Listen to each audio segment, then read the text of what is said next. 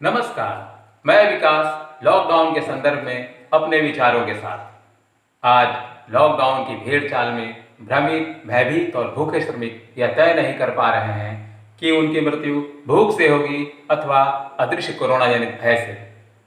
यद्यपि सरकारी, गैर सरकारी और विभिन्न सामाजिक संस्थाओं के साथ साथ अनेक सुधीजन भी अपने अपने स्तर से श्रमिकों की समस्याओं के हल करने का ईमानदार प्रयास कर रहे हैं, तथापि लॉकडाउन के तीसरे चरण में प्रवेश कर गया यह देश अभी तक प्रवासी श्रमिकों, विद्यार्थियों एवं यत्र तत्र फंस गए नागरिकों के मुद्दे को समुचित रूप से सुलझाने में नाकामयाब रहा है।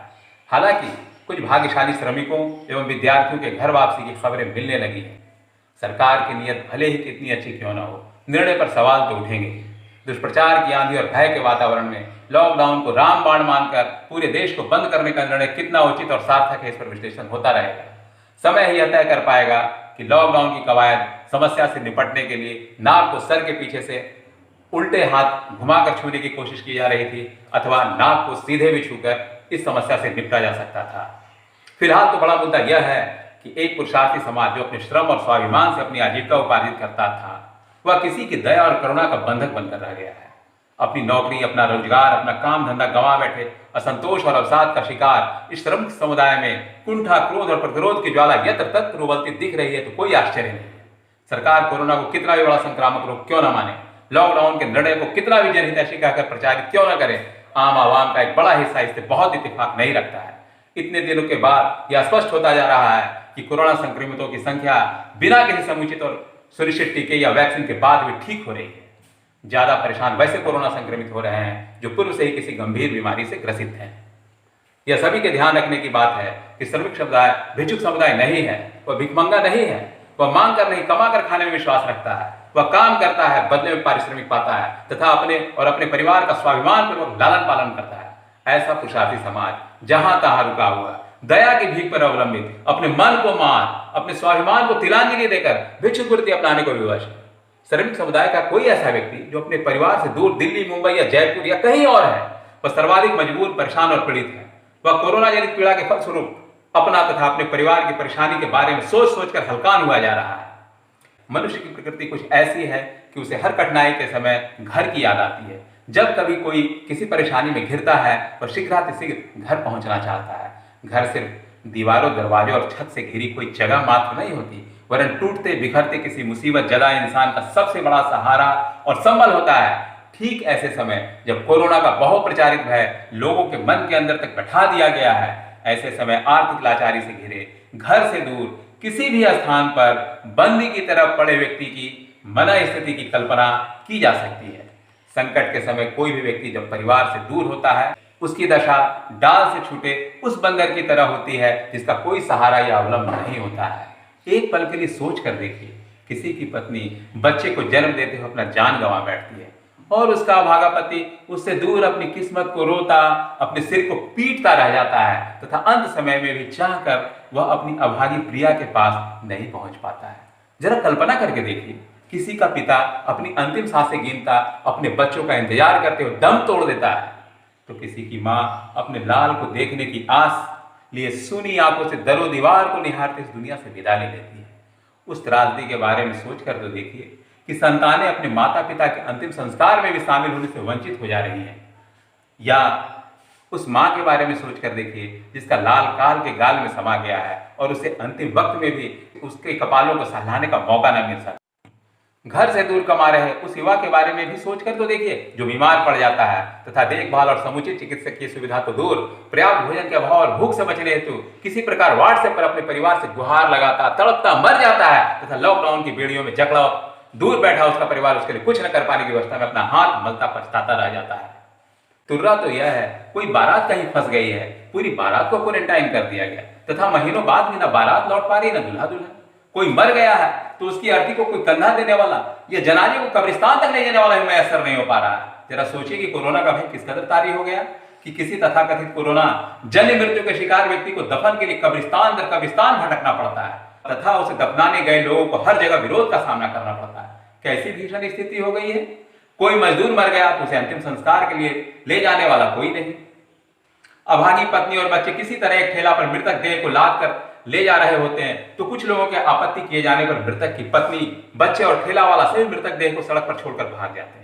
जरा कल्पना करके तो देखिए, राज्यों की सीमा रेखाएं किन्हीं दो प्रतिद्वंदी देशों की सीमा रेखाओं की भांति कितनी कठोर, निर्मम, भावना शून्य और मानवता रहित हो गई है कि सीमा के एक और छोटे छोटे बच्चे रो रहे हैं तो दूसरी ओर उनकी मां अपने नसीब पर आंसू बहा रही है, लेकिन चाहकर भी मां अपने बच्चों से मिल नहीं पा रही है। ये कोरोना से तो नहीं, लेकिन अपनों के बिछोह से जरूर मर रहे हैं। ये कितना बड़ा आश्चर्य है कि अपने ही देश के दो राज्यों के बीच किसी भी प्रकार की आवाजाही को रोक देने के लिए दीवारें खड़ी कर दी गई, गोया ये दो सहजातीय राज्य नहीं, दो दुश्मन देश हैं। कल्पना कीजिए, छात्रावासों वाले संस्थान अचानक अपने विद्यार्थियों के लिए फरमान जारी करते हैं, घर जाओ। उन बालक बालिकाओं की दशा के बारे में सोचिए, जो अपने अपने घरों से 1000-1500 किलोमीटर दूर रहते हो, कैसे घर पहुंचेंगे। ये इनके इन प्रकार कुछ लोग निकल गए, कुछ को रेलगाड़ियों में आरक्षण नहीं मिला तो भेड़ बकरियों की तरह लद कर आ गए, कुछ लोग किसी खास हेतु को आरक्षण मिला भी तो उन पर लॉकडाउन की तलवार लटक गई, जिससे उनके घर आने की सारी आस खत्म हो गई। 2-2, 3-3 बार आरक्षण करवाए गए, लेकिन चरण दर चरण बढ़ते लॉकडाउन ने रही सही कसर भी पूरी कर दी। रेलगाड़ियों और हवाई जहाजों के बाधित परिचालन ने सभी आरक्षणों को खत्म कर दिया। अब न तो कोई गाड़ी है, न आरक्षण, न ही लॉकडाउन खत्म होने के बाद संयत तरीके से घर पहुंचने की संभावना। ऐसे हजारों छात्र छात्राएं यत्र तत्र मित्रों रिश्तेदारों आदि के यहाँ बोझ बनकर टिके हुए एक दूसरे को झेल रहे हैं। सरकारें लोगों की घर वापसी की कुछ गुपचुप योजनाएं बनाकर क्रियान्वित करने की कोशिश भी कर रही हैं, तो यह सिर्फ उनके वोट बैंक के साधने की कवायद भर प्रतीत होती है। अन्यथा सभी नागरिकों की सरकार होने का दम भरने वाली सरकार के मुखिया से भी आग्रह करने का कोई फलाफल नहीं निकलता प्रतीत होता है, तो क्या कहा जाए। घर पहुंचने की चाहत कितनी बलवती होती है कि कुछ लोग हजारों किलोमीटर पैदल ही घर के लिए चल दिए और पहुंच गए। कुछ ने 1000 किलोमीटर की दूरी रिक्शे और ठेले से पूरी कर ली, तो कुछ लोगों का सहारा मोटरसाइकिल बना।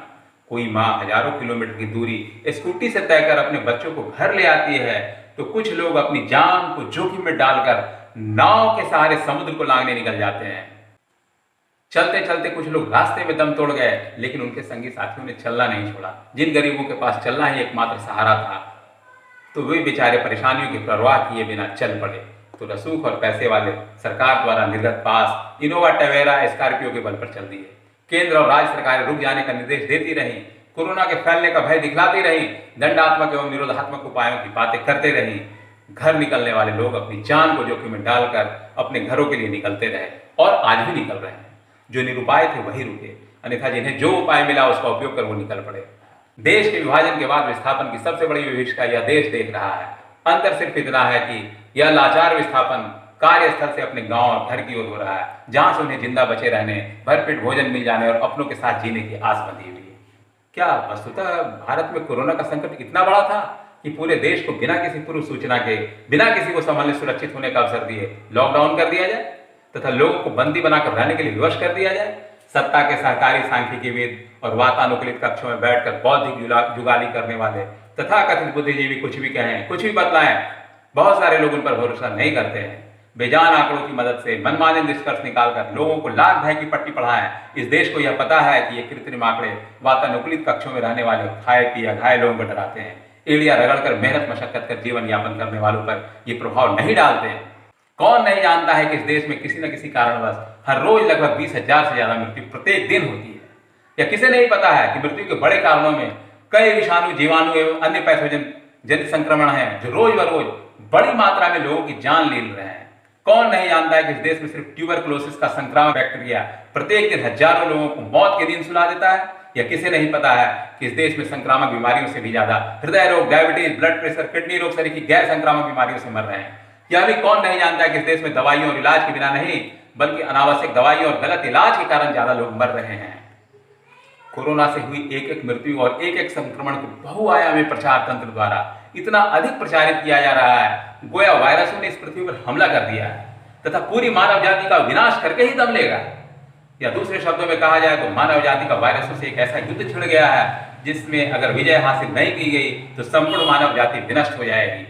ठहरिए, जरा सोचिए, जिसकी कोई दवा नहीं है तथा दुनिया के सर्वोत्कृष्ट चिकित्सकीय व्यवस्था वाले अमेरिका, इटली, फ्रांस जैसे देश कोरोना के समक्ष धाराशायी हो गए हों, वहीं भारतीय में संक्रमण दर काफी कम है, या है भी तो उसमें संक्रमण के लक्षण नहीं है। अगर किसी में कुछ लक्षण प्रकट भी हुए तो वो भी शीघ्र ठीक हो गए। भारत में कोरोना से हो रही मृत्यु दर भी अत्यल्प है।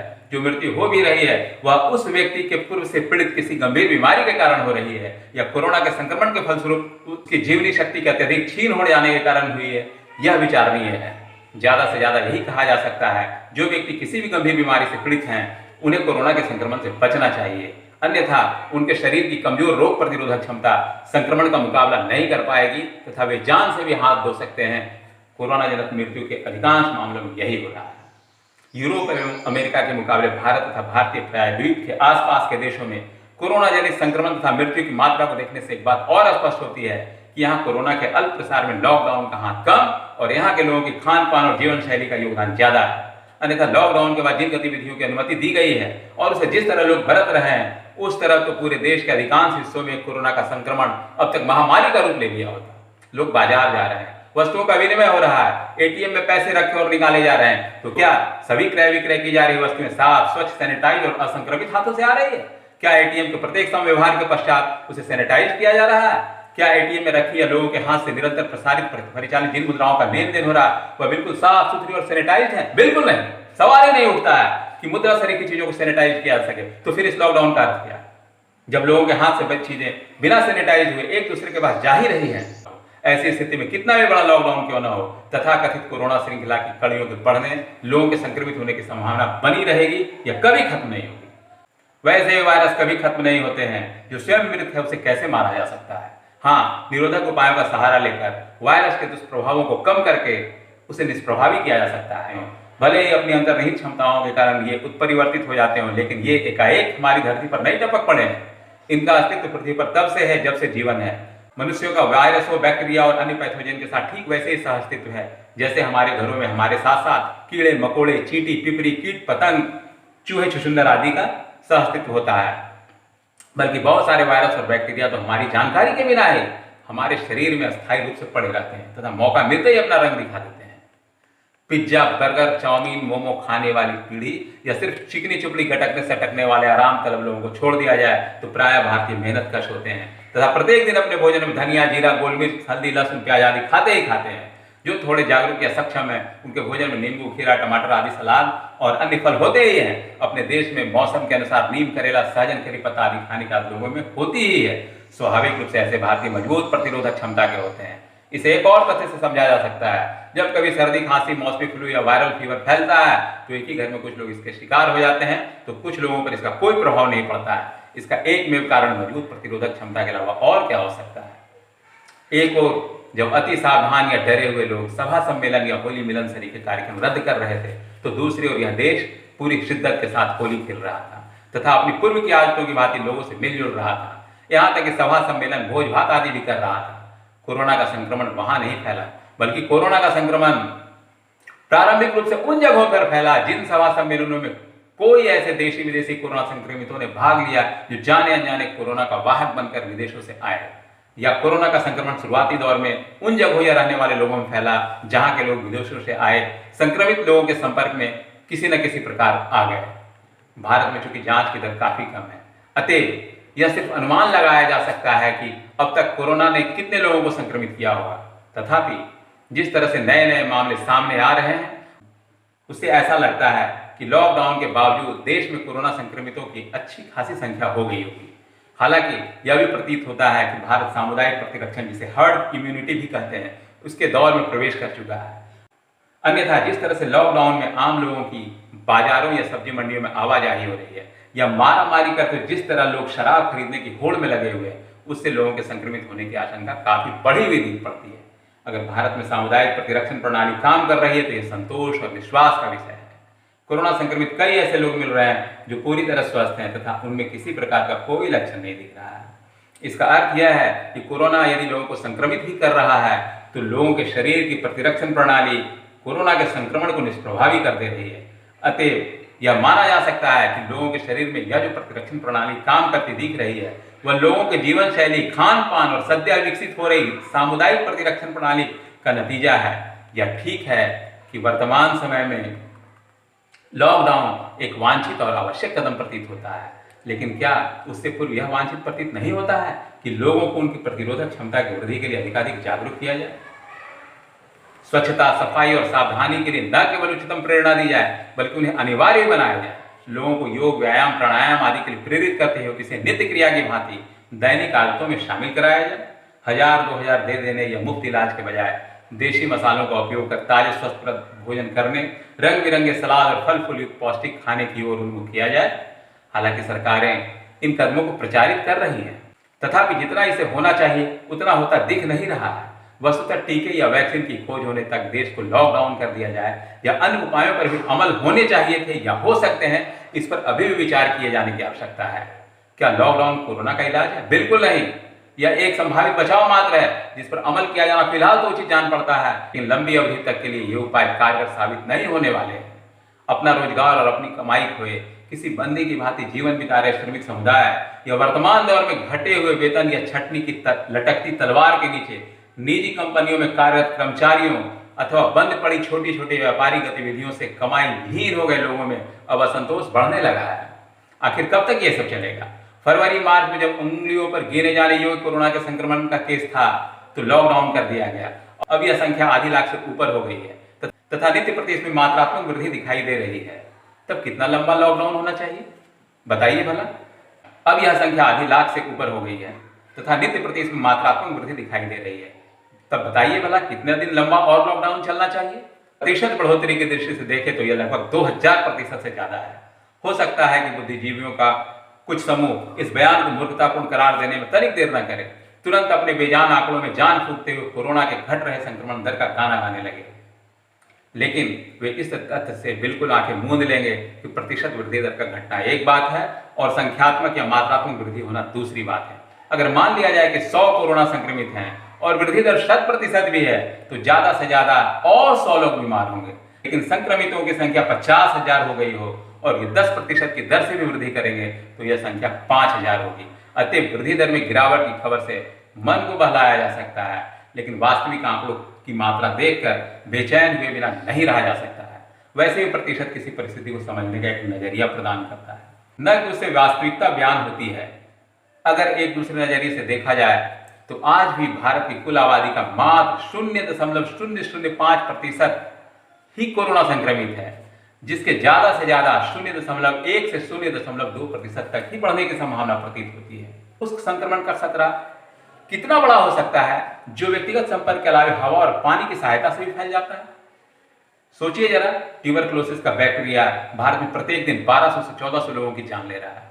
क्या कभी किसी ने समाचार पत्रों में पढ़ा या टीवी चैनलों में ऐसा समाचार सुना है कि आज भारत में टीबी से 1400 लोग मर गए, या इस एक सप्ताह में टीबी ने लगभग 10,000 लोगों की जान ले ली है, या इस महीने टीबी से भारत में 40,000 लोग मारे गए? नहीं सुना है ना? अगर ऐसे समाचार सुनने लगे तो लगने लगेगा कि अब प्रलय करीब ही है या कयामत का दिन बस आने ही वाला है। जबकि भारत में टीबी से हो रही मौतों के मामले में ये आंकड़े सच के बिल्कुल करीब हैं। तो क्या टीबी के बैक्टीरिया से बचने के लिए अनंत काल तक लॉकडाउन कर देना चाहिए? भय के भयावह आकलन का परिणाम है लॉकडाउन। अन्यथा इसे दूसरे तरीके से भी निपटा जा सकता था। जिस दिन भी इसके खतरे का एहसास हुआ था उस दिन भी विदेशों से आए हुए सभी लोगों और उनके संपर्कों को स्थानबद्ध कर दिया जाता तथा सिर्फ उनसे जुड़े संभावित स्थानों और व्यक्तियों को कंटेनमेंट में रखा जाता। विदेशों से हवाई यात्राएं बंद कर दी जाती। जो भी विदेश से आए हुए लोग हैं वो जहां है वहीं रहने का निर्देश हो जाता। सभी रेलवे स्टेशनों और बस अड्डों पर थर्मल स्क्रीनिंग प्रारंभ कर दी गई होती तो परिस्थितियां भिन्न होती। ऐसे उपायों को अपनाने के पश्चात अनुमानतः ज्यादा से ज्यादा 1 से 1.25 लाख या अधिकतम 10 से 20 लाख लोगों को घर में रोकना पड़ता, न कि देश की 1.25 अरब आबादी लॉकडाउन की बंधक। ऐसा लगता है कि हम लोग समस्याओं के सरल समाधान में विश्वास ही नहीं रखते हैं तथा उसे अव्यवहारिक मानते हैं। जब तक हम किसी भी समस्या का जटिल समाधान ढूंढ न लें हमें उसके हल पर भरोसा ही नहीं होता। भारत की परिस्थितियां भिन्न हैं, यहाँ की सामाजिक आर्थिक स्थिति भिन्न है, यहाँ की प्रकृति और जलवायु भिन्न है। अतएव यहाँ किसी समस्या का समाधान भी अन्य देशों से भिन्न ही होगा। भारतीय समस्याओं का समाधान यूरोपीय या अमेरिकी नजरिए से नहीं बल्कि विशुद्ध भारतीय नजरिए से किया जाना चाहिए। दुनिया के दूसरे देशों के अनुभव का लाभ लेना चाहिए, लेकिन अपनी परिस्थितियों और अपने विवेक को गिरवी नहीं रख देना चाहिए। जिस चीन से कोरोना की शुरुआत हुई वहां सारे काम धंधे आज सुचारू रूप से चल रहे हैं, जबकि जिस भारत से कोरोना का दूर दूर तक नाता नहीं था वह लॉकडाउन में पड़ा हुआ है। 3 चरणों के लॉकडाउन के पश्चात चौथे चरण के भी लॉकडाउन की अफवाहें हवा में तारी हैं। कोरोना संक्रमण की जिस तरह संख्या बढ़ रही है, तो उससे ऐसा प्रतीत नहीं होता है कि सरकारें किसी भी प्रकार का जोखिम उठाना चाहेंगी। तो बड़ा प्रश्न यह है कि लॉकडाउन खत्म होने और सामान्य तरीके से जनजीवन को पटरी पर लाने की घोषणा कब होगी? जब कोरोना के संक्रमण से बचने के लिए किसी टीके या वैक्सीन का आविष्कार हो जाएगा तब, या जब सांख्यिकी विदों का कोई प्रक्षेपित आंकड़ों का मॉडल यह कह देगा कि कोरोना के प्रसार की गति भारत में धीमी हो गई है या थम गई है, तब लॉकडाउन के भंवर से निकलने के लिए छटपटा रहा यह देश डरे सहमे शांति से सरकार को उसे देख और इंतजार कर रहा है। यह देश समझ रहा है कि सरकार बहादुर जिस रणनीति पर चल रही है उसे आखिरकार किसी न किसी दिन छोड़नी ही पड़ेगी, क्योंकि भले ही कोरोना को खत्म करने वाला कितना ही बढ़िया टीका या वैक्सीन क्यों ना आ जाए, अब वह दिन कभी नहीं आने वाला है जिस दिन कोरोना की इस पृथ्वी से संपूर्ण रूप से विदाई हो जाएगी या उसका संक्रामक फैलाव समाप्त हो जाएगा। आज कोरोना है, कल कोई और भी वायरस या बैक्टीरिया आ जाएगा। मनुष्य को इसके साथ ही जीना और मरना पड़ेगा। मनुष्य अपने प्रादुर्भाव काल से इन सबों का सामना करता आ रहा है और आगे भी करता रहेगा। सवाल सिर्फ इतना है कि सरकार ने लॉकडाउन के जिस इंद्रजाल को फैलाया है उसे कब, कैसे, किन तथ्यों और तर्कों के सहारे समेटेगी। किसी भी संवेदनशील सरकार के समक्ष लोगों का जीवन और उनके जीने का प्रकृति प्रदत्त संवैधानिक अधिकार उनकी सर्वोच्च प्राथमिकता होती है, जिसका पालन भारत की केंद्रीय और राज्य सरकारें पूरे दमखम के साथ बखूबी कर रही हैं। तथापि निडरता, विवेक, साहस और उत्साह का दामन छोड़कर बहुप्रसारित भय की भयावह कल्पना करते हुए संशय और डर के मारे किसी कछुए की भांति अपनी खोल में सिकुड़कर या किसी शुतुरमुर्ग की मानिंद अपने सर को रेत में छिपाकर भारत के पुरुषार्थी समाज को पंगु बना दिया जाना न्यायोचित प्रतीत नहीं होता है। पूरी अर्थव्यवस्था को मिट्टी में मिलाकर शून्य से सृष्टि करने का विचार रोमांचक हो सकता है, व्यवहारिक नहीं। संकट आते जाते रहेंगे, वायरस और बैक्टीरिया का हमला होता रहेगा, नई नई बीमारियां भी उत्पन्न होती रहेंगी, मनुष्य उनका सामना करता रहेगा। किसी भी संकट का सामना मैदान छोड़कर नहीं बल्कि मैदान में डट कर किया जाता है। धैर्य युक्त, विवेकपूर्ण, प्रबल पुरुषार्थ ही जीत का मंत्र है। सर छुपाकर बच जाने वाली कायरता की रणनीति आकर्षक भले ही लगती है, जीत नहीं दिलाती है। अतः फिलहाल तो यही कहा जा सकता है, क्लैव्यम मास्मगम पार्थ उत्तिष्ठत जागृत प्राप्यम वरान्निबोधत। धन्यवाद।